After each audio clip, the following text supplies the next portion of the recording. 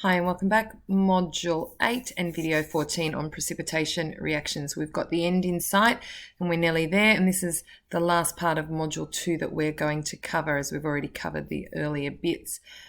And what we're looking at today is precipitation titration. So you'll remember with our gravimetric analysis, it said conduct investigations and or process data involving precipitation titrations. And here we've got a bit of a setup where you can see, similar to what we studied in module 6, we have got our burette set up with our conical flask, and now we're using our knowledge of precipitation rather than acid-base reactions and a neutralization.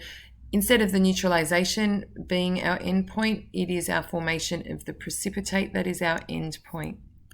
So we have got a couple of different ways of doing these, and it hasn't been specified in our syllabus which ones we're going to need to do.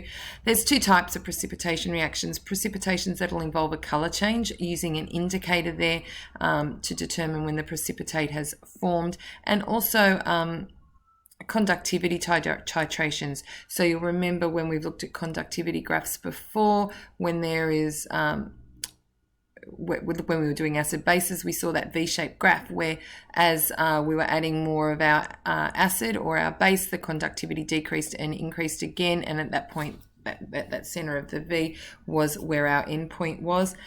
Similar determinations can be made with the conductivity with our precipitation reactions.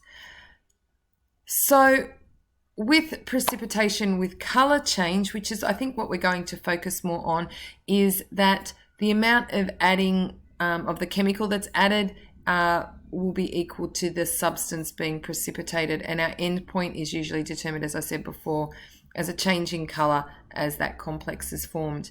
Now, rather than go into a lot more detail, I'm going to get you to watch the Ed Rollo video with Scott Hazelton that covers this quite well and does a couple of examples. So if you can click on the link that we have or type it into your address with Ed Rollo, go to that class, do that lesson, have a go at doing the questions that are there as well, and we'll practice a few more of these in class. See you then.